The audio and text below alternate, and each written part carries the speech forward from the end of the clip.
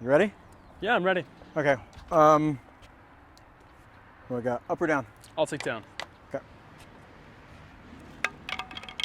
It's down. What do you want to do? I'll serve. The serve? Okay. Here we go. Thanks. Yeah.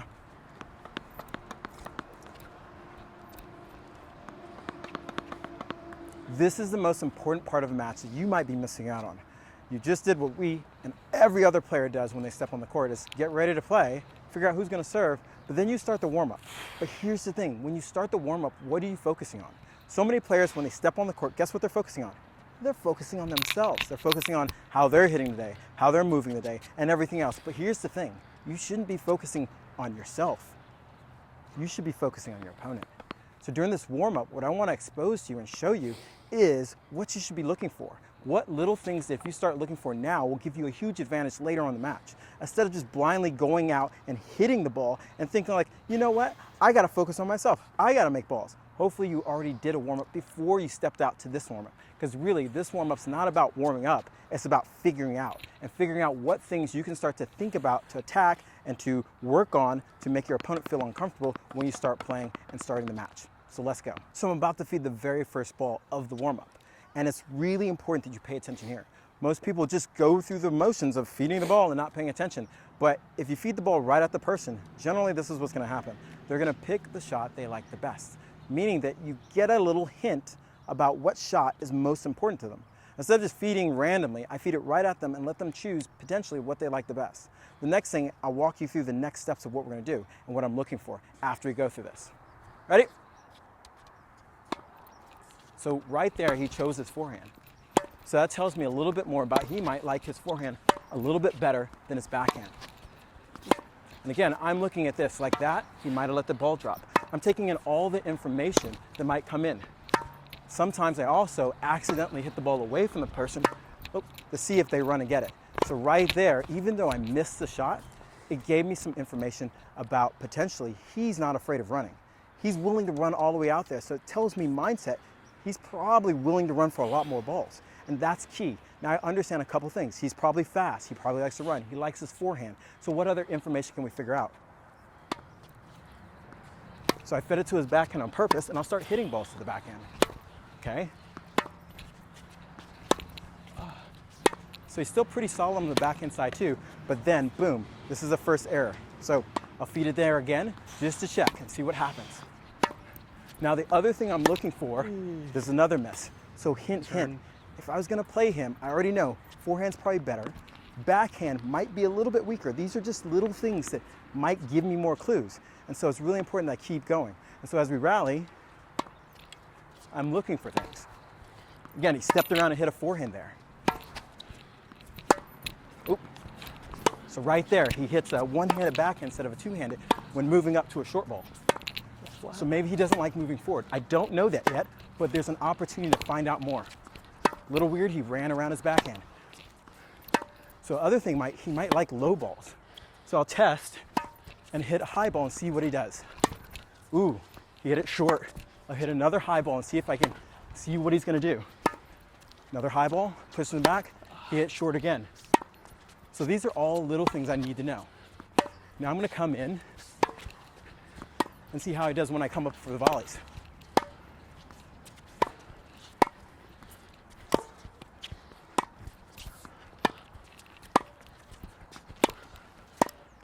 Sorry. Good hands.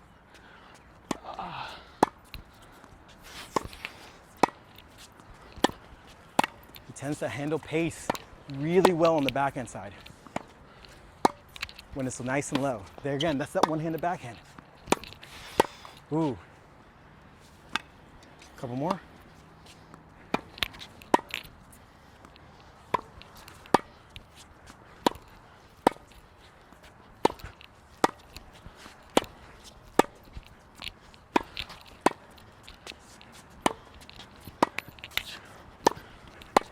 Hey, get a couple overheads? Yeah.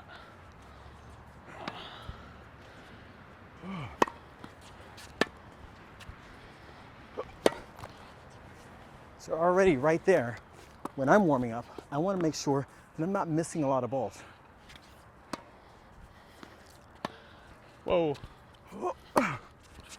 Sorry, here we go. Overheads.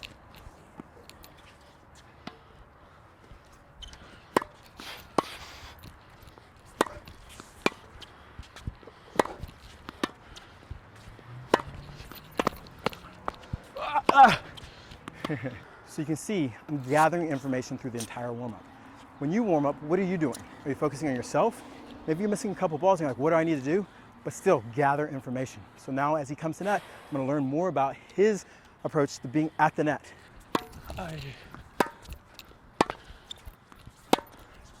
Start. So already, pretty comfortable with this approach. I'm testing out high balls, testing out lower balls if I can.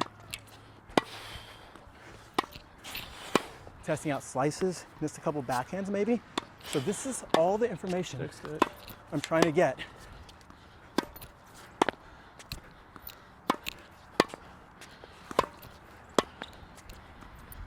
Slow it down. Oh. Ooh.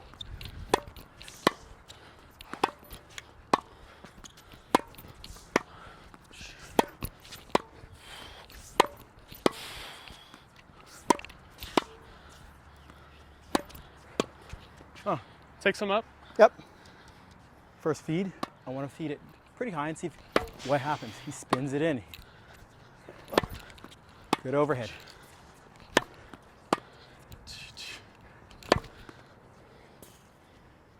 So already, overall, him at net, Daniel seems pretty solid. So I want to make sure if I'm going to allow him to come in, I'm going to make him play and see if he can finish off the point. The couple things I want to keep in mind is that maybe the backhand looked a little bit weaker than the forehand just because I saw a little bit of the technique break down. You're looking for these things where the technique doesn't look crisp and it starts to break down. So now we're going to take some serves to see how much spin he has on the ball, how much control. You know, it's like he's looks very under control here.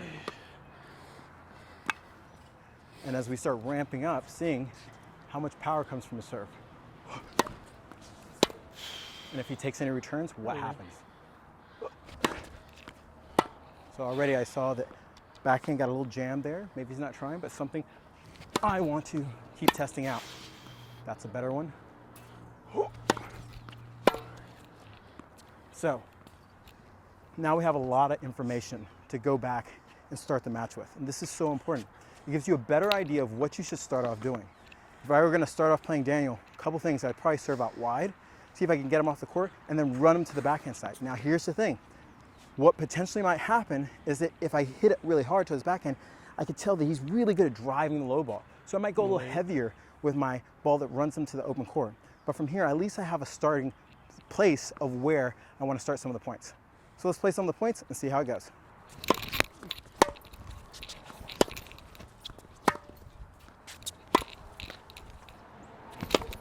Nope. Good second serve. Thank you. So right there informs me. Feels pretty confident with a serve. That was a pretty big second serve. Caught me off guard. Out wide. So I got to be a little bit more on guard for it.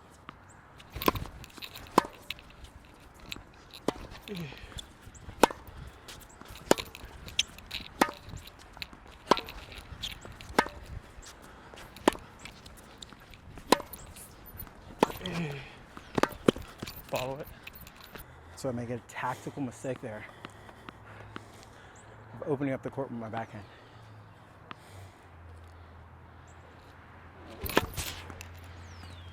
Good ball. Slice. One. Another kicks it.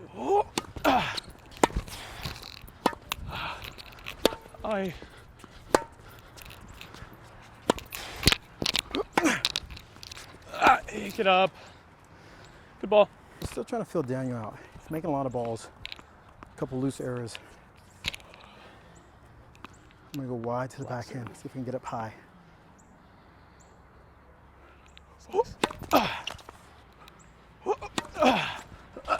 Get down.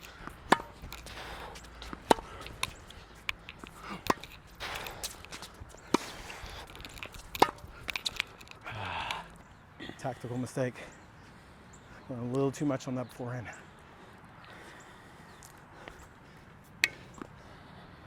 2-4.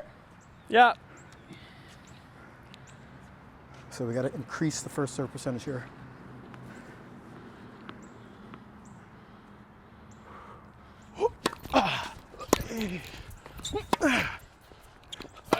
Ooh.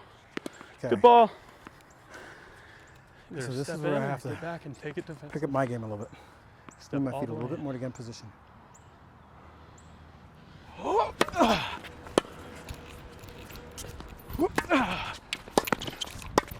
Shot. Thanks. So we understand those things about his game, but we also have to realize with my game, the way I like to play, I have to make sure I'm trying to influence the match more and hit shots that allow me to be aggressive. Nope. Yeah. Nope. The other thing with momentum, Take away the jump.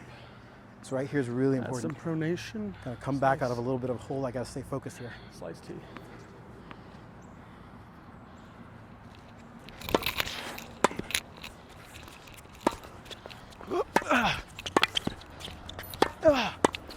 Too good. That shows me a lot about his game. Really comfortable in that. Calm there, didn't overplay it.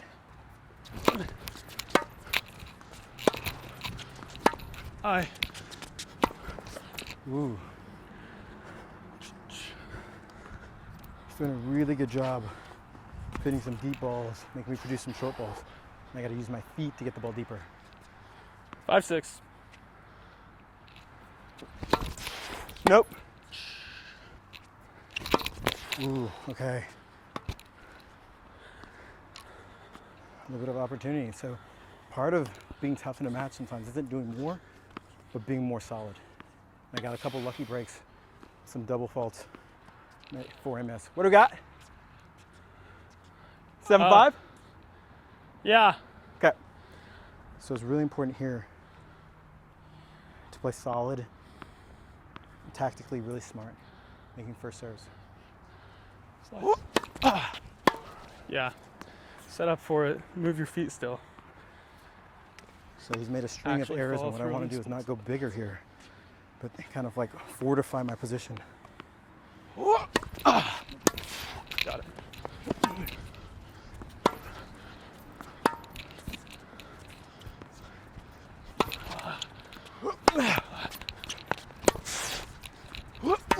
Aye. Come on. Make the ball. That's a tough point, well played. So we got 2 first serves, 2 really solid points.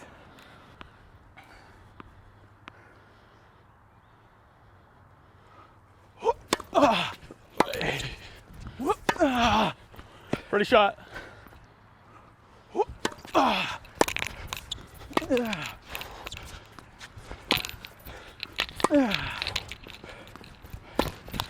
So gang, you just saw us play a couple points. We're not gonna let you know who finished. This is my man, Daniel. Hey guys.